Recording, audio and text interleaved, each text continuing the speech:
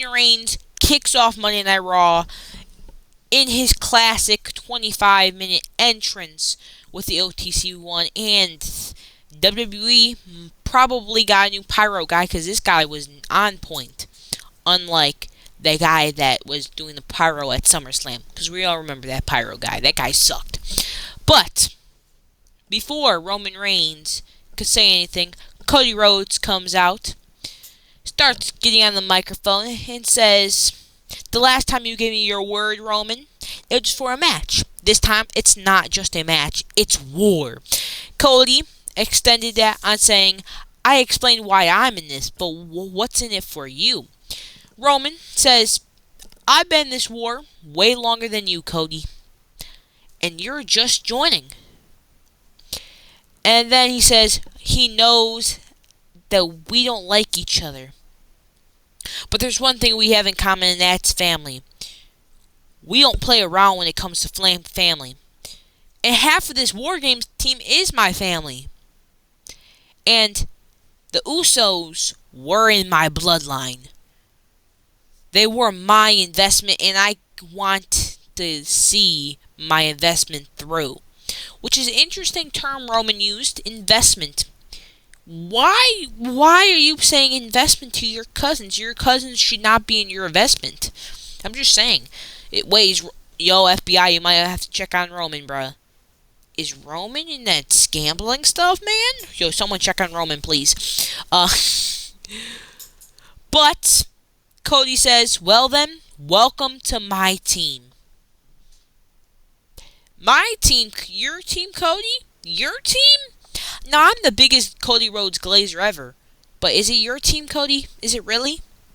Now, last time I checked, because CM Punk's music hits after he said that, came down to the ring, started talking to Roman, and says, "I know you won't stab me in the back because that would be me stabbing your cousins in the back, and you would never hurt family, right?" Punk, he would hurt family. He would do anything for himself. Then he moves on to Cody saying, "Did I hear that right?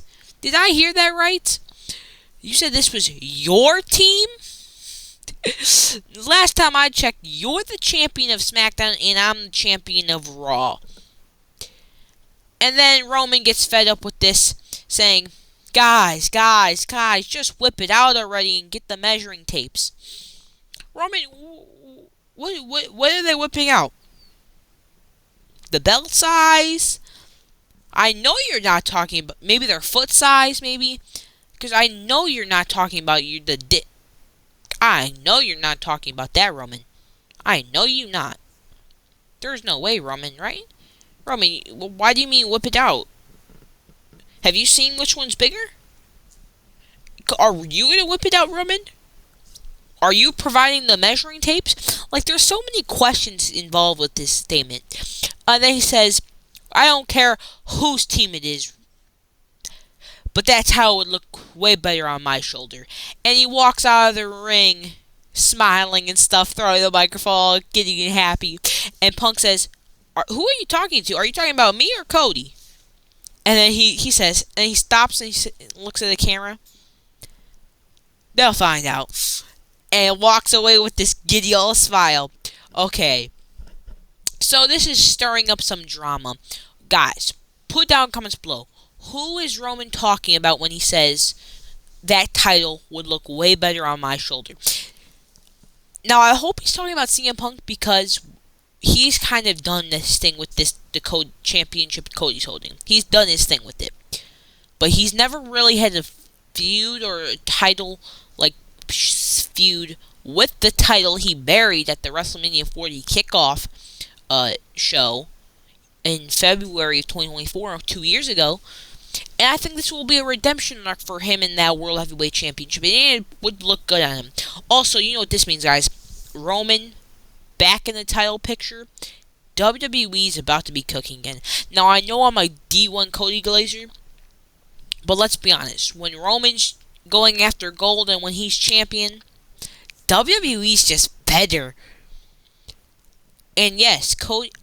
The reason why I want Roman to go after CM Punk's title is because I don't want Cody losing the title very soon.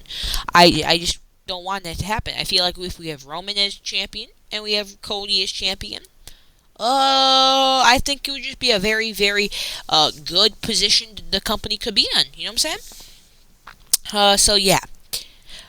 But this was a very, very accurate segment. As you can see, Logan feels very out of place. So yeah, very, very awkward segment. And Logan suggests that Drew McIntyre should team up with Brock Lesnar for the advantage match later in the main event. And Paul Heyman said, "Are you lost your mind?" And then he pointed at Braun Breaker, Bronson Reed, and then eventually he got to himself. So yeah, this guy's vision turning on him. The Raw after Survivor Series. Telling you, next week Roman he's cooked. But you know who's also cooked? Carmelo Hayes, because Gunther, who came out to his OG NXT UK theme song, dun dun dun dun. Bro, it's just so good, bro. In his robe was such a good. And by the way, Melo got a commercial entrance, which didn't really look good. But I made my expectations for this match too high because I thought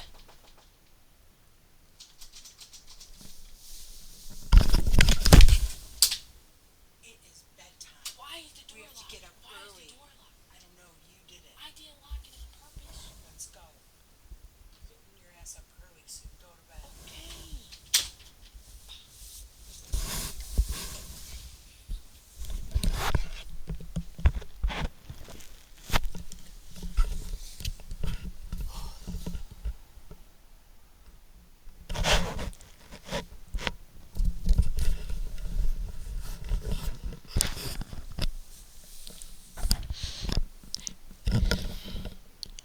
Where I thought Melo was going to win.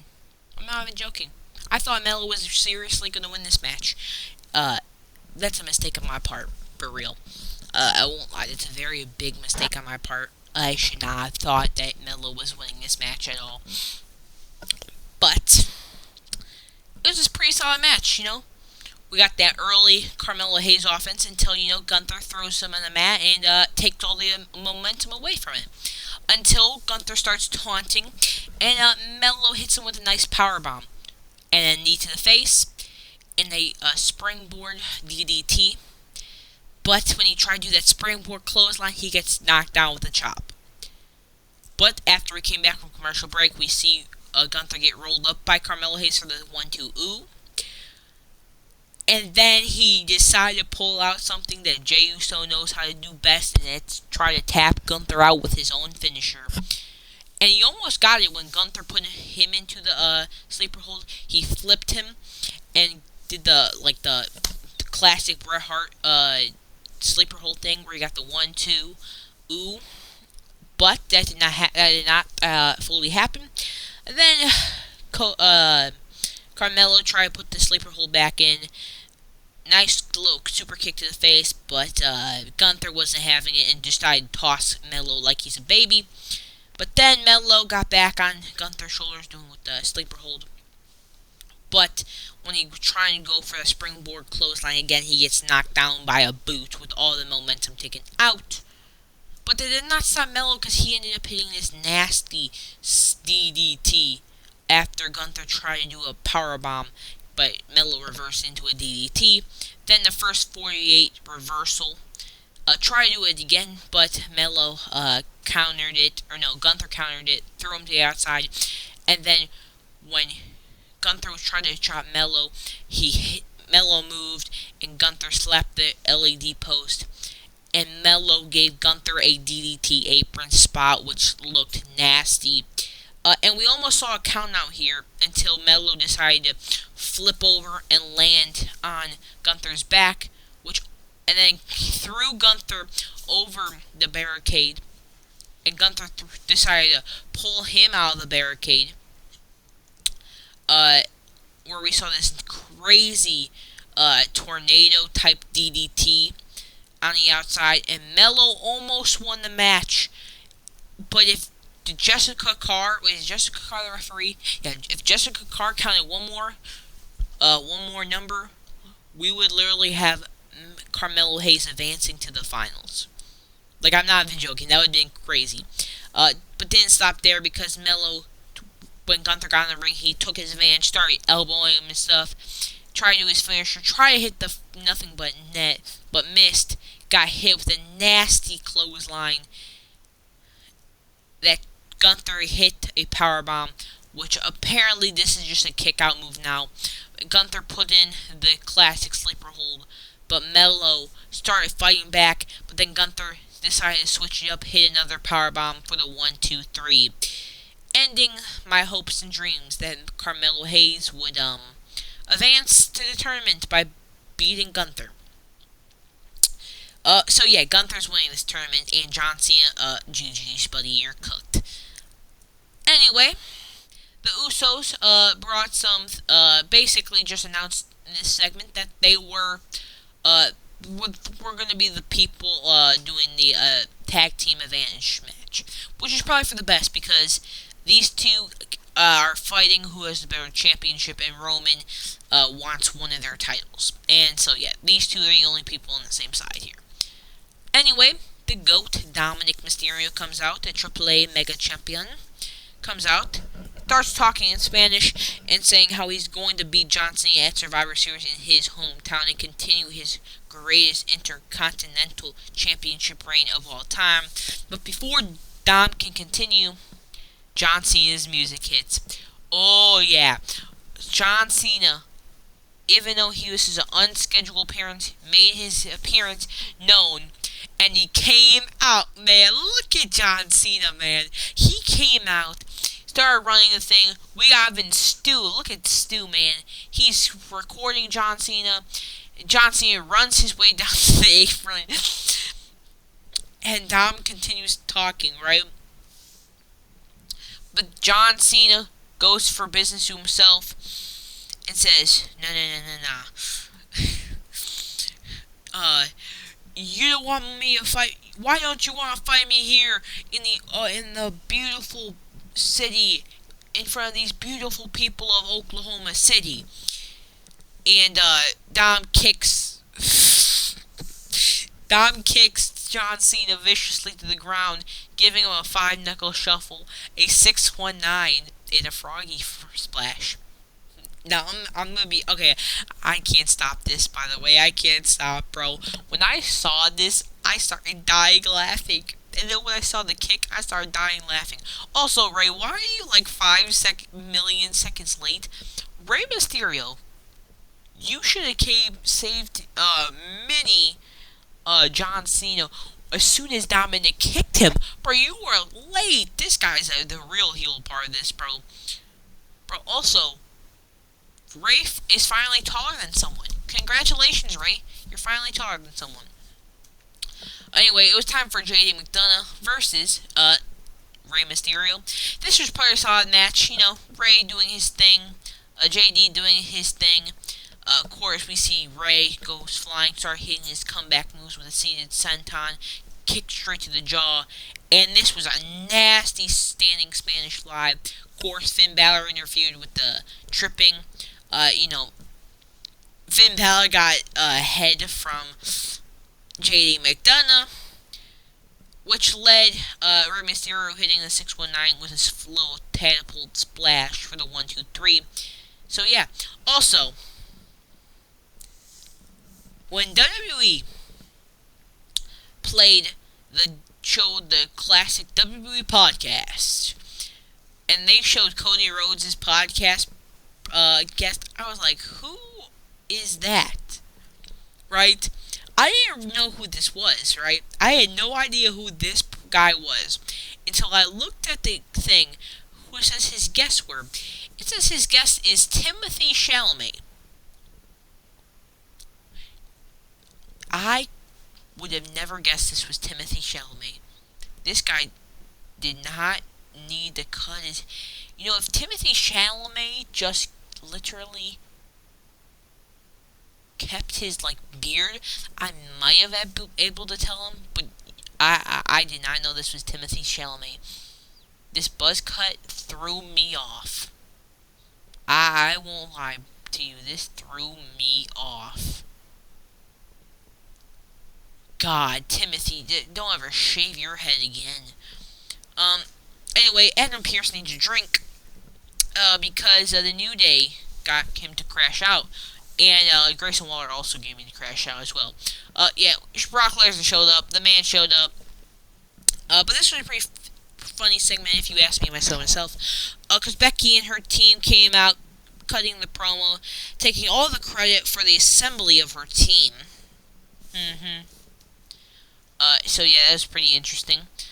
And then she says that she will make Lash Legend a star just like she made the rest of them. And she said she got the best lawyer in the country to deal with the corrupt referee Jessica Carr, but her lawyer advised her not to speak about it. The babyface team came out with Rhea Ripley and AJ Lee and Charlotte Flair and Alexa Bliss and Io Sky. AJ got the microphone. It says that Becky brought something inside her, and that the old AJ would rip her face off. And also, she said that she will knock Becky Lynch off that pedestal. And then they just started fighting. This big brawl came out. By the way, you did not need to do that to Io, bro. You did not have to ragdoll her, bro. So yeah. And we just see Charlotte and Rhea with the big boots and the suck it. Never mind. I didn't say nothing. And then Becky will move out the way before Io could hit her with a little moonsault type thing. So yeah. Again, Becky Lynch says she has very strong facial features, very strong bones, very good looking bones. Bro, I love it. Anyway, for the last time It's Now tournament continues, we had Penta versus Solo. This was a pretty solid match. You know, Penta and Solo started cooking. But right here is where it all went to shambles. When we saw Penta ran off this thing right here onto Solo, hit the Hurricane Rana, landed. But after he came back from commercial break, we see Penta by the medical team, and the referee announced that he can no longer compete due to injury, and Solo will be moving on in the tournament. Now, it will now be Solo versus Gunther. Now, me personally, if I was WWE, before this Penta injury happened, I would have personally had Gunther versus Penta because match. Because Gunther's having nothing but bangers versus this match versus Evans, banger. This match versus Carmelo Hayes, banger. This match against Solo Sikoa, I'm afraid it won't be a banger. Also, what? Hold on. Sorry, I need to look at the. Okay, so Friday, is Jay having his match on Friday? Okay, so if Jay's having his match on Friday, he'll be like whoever wins this match, which is probably gonna be Uso, be here. The LA Knight's having his match. What? Next Monday? Am I getting that right? Next Monday, right? And then the Jey Uso versus LA Knight, or whoever is the mystery opponent is, the winner of this match will go here. So this match would happen on, what, Friday? And then it's probably going to be Jey Uso versus Gunther. Would happen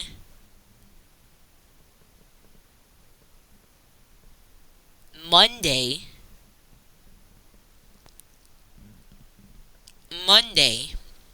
December 8th,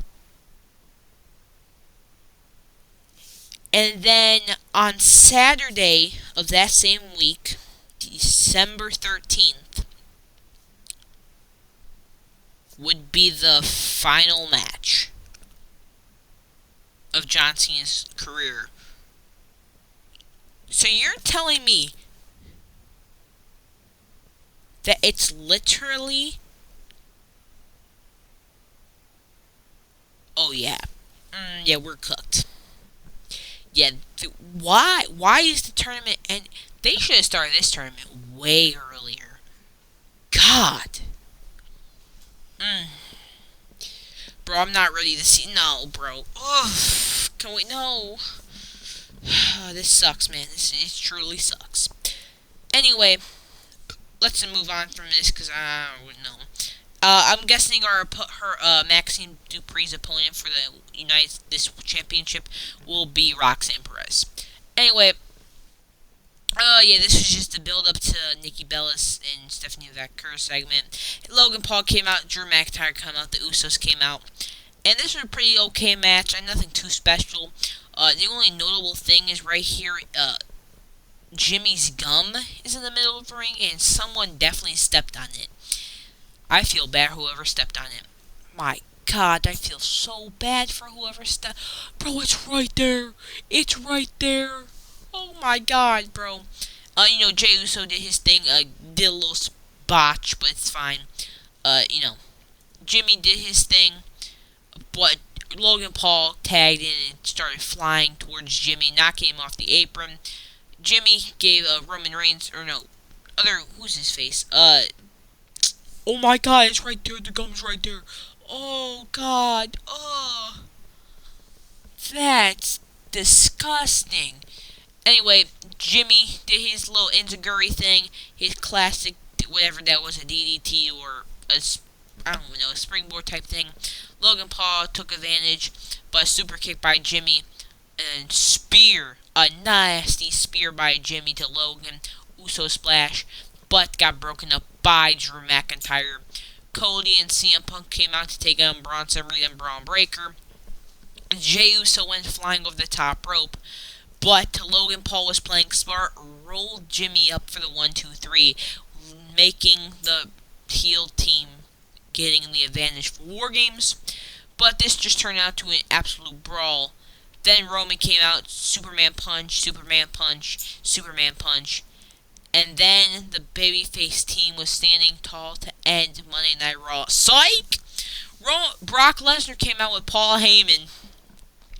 And 20 years of aura from Brock Lesnar just slipped from underneath him.